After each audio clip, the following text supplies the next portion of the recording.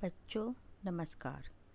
आज हम काव्य खंड का पहला पाठ पढ़ेंगे। कबीर दास जी के लिखे पद। इस पाठ में 2 पद हैं। सर्वप्रथम पहले पद का परिचय पढ़ लेते हैं।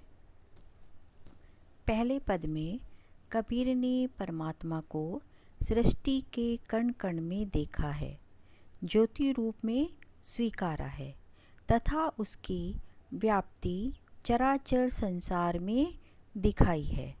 इसी व्याप्ति को अद्वैत सत्ता के रूप में देखते हुए विभिन्न उदाहरणों के द्वारा रचनात्मक अभिव्यक्ति दी है। कबीरदास ने आत्मा और परमात्मा को एक रूप में ही देखा है। संसार के लोग इन्हें अलग अलग मानते हैं। कवि पानी, पवन, प्रकाश आदि के उदाहरण देकर उन्हें एक जैसा बताते हैं। परमात्मा सभी के हृदय में विद्यमान है। माया के कारण इसमें अंतर दिखाई देता है। आइए अब पढ़ते हैं कबीरदास का पहला पद। हम तो एक एक करी जाना। यहाँ हम कौन हैं? कबीर। कबीर अपने आप को कह रहे हैं। एक एक यहाँ पर एक शब्द 2 बार आया है और दोनों बार इसके अर्थ अलग हैं। एक का अर्थ है संख्या और दूसरे का अर्थ है परमात्मा यानी ईश्वर। तो यहाँ कबीरदास जी कहते हैं कि आत्मा परमात्मा एक है। वे उस परमात्मा को जानते हैं जिन्होंने समस्त सृष्टि की रचना की है और वे इसी संसार में व्याप्त हैं। यहाँ एक एक 2 अर्थों में आया है, इसलिए यहाँ यमक अलंकार है। पुनरुक्ति प्रकाश अलंकार भी है, क्योंकि यहाँ पर एक की आवृत्ति हुई है। दोई कहे तिन्हीं को, दो जग नाहिन पहचाना। दोई 2, तिन्हीं उनको, 2 जग नरक, नाहिन नहीं। कबीरदास जी कह रहे हैं कि जिन्हें परमात्मा का ज्ञान नहीं है और परमात्मा के अस्तित्व को अलग अलग रूप में देखते हैं, उसे एक नहीं मानते बल्कि उसे 2 मानते हैं, तो ऐसे लोग नरक के अधिकारी हैं। अर्थात ऐसे लोगों को नरक ही प्राप्त होगा। एक ही पवन एक ही पानी, एक ही ज्योति समाना। एक ही एक पवन वायु हवा, ज्योति प्रकाश, समाना व्याप्त। कबीरदास जी इस पंक्ति में ईश्वर की अद्वैतता यानी एक ही सत्ता का प्रमाण देते हुए कहते हैं, संसार में एक जैसी वायु, एक जैसा पानी है तथा एक ही प्रकाश सब में समाया हुआ है। एक ही खाक गढ़े सब, भांडे एक ही कोरा साना।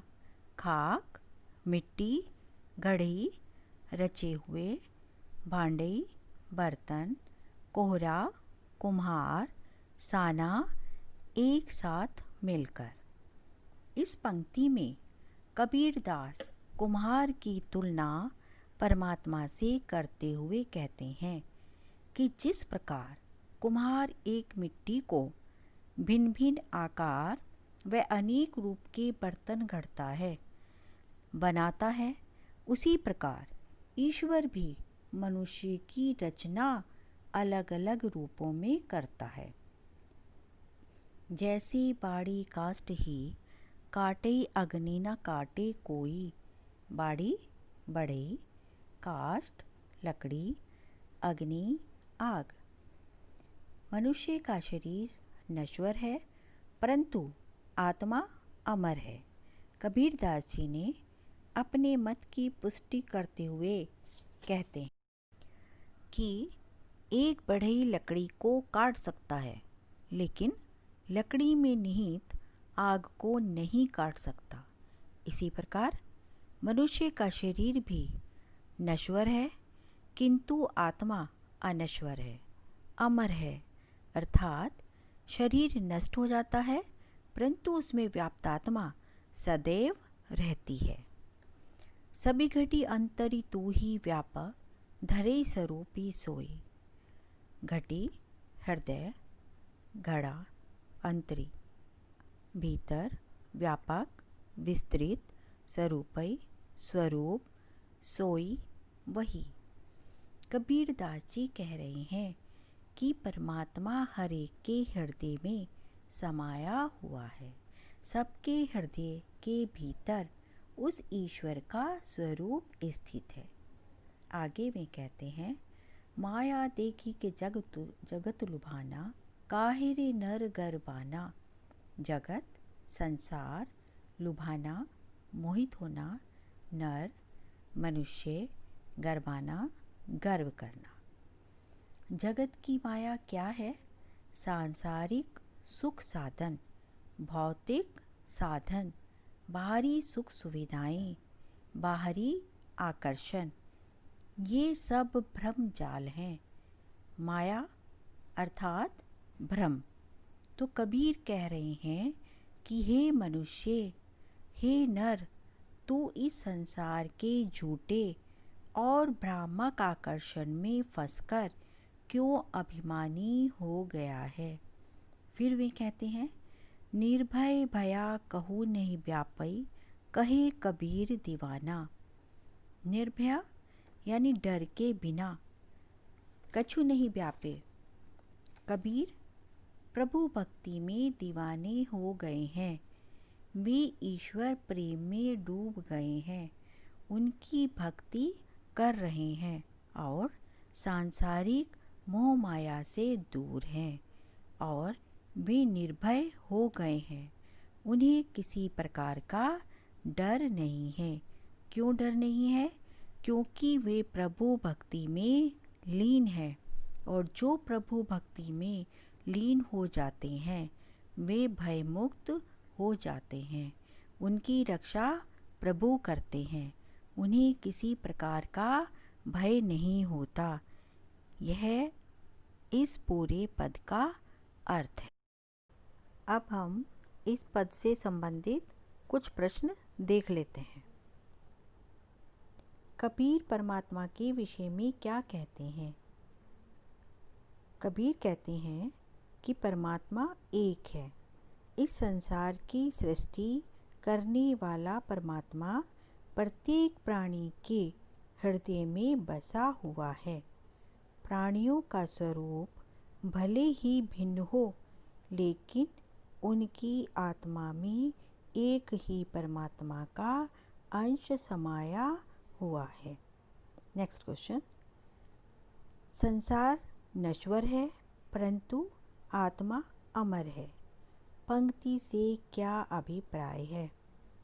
तो इसका उत्तर, आत्मा की अमरता या अनश्वरता को सिद्ध करने के लिए कबीर लकड़ी का उदाहरण देते हुए कहते हैं कि जिस प्रकार किसी लकड़ी को काटा जा सकता है, लेकिन उस लकड़ी से निहित अग्नि को नहीं काटा जा सकता, ठीक उसी प्रकार यह संसार नष्ट होता है, किंतु संसार में प्राणियों में निहित आत्मा को नष्ट नहीं किया जा सकता। यह अनश्वर है क्योंकि वह परमात्मा का अंश है। कबीर ने किन उदाहरणों द्वारा सिद्ध किया है कि संसार एक ही है? संसार में एक ही सत्ता है, परमात्मा की सत्ता। कबीर ने अपने इस मत को सिद्ध करने के लिए उदाहरण देते हुए कहा है कि समूचे संसार में एक जैसी पवन बहती है, एक जैसा पानी है, और एक ही प्रकाश सभी प्राणियों में समाया हुआ है। संसार में सभी बर्तन एक ही जैसी मिट्टी से बनते हैं, भले ही उनका आकार एवं स्वरूप अलग अलग हो। इस तरह समूचे संसार में एक ही सत्ता है और सभी उसी से निर्मित हुए हैं। नेक्स्ट क्वेश्चन, कवि मनुष्यता को किन दोषों से बचने की चेतावनी देता है? कवि कबीर ने मनुष्य को अज्ञान, माया, अहंकार आदि दोषों से बचने की चेतावनी देते हुए कहा है कि इन दोषों के कारण ही आत्मा को परमात्मा से मिलने में परेशानी होती है और जब तक आत्मा परमात्मा का मिलन नहीं होता, मनुष्य के लिए यह संसार नरक के समान रहता है। कबीर का दूसरा पद वीडियो के दूसरे भाग में पढ़ेंगे। धन्यवाद।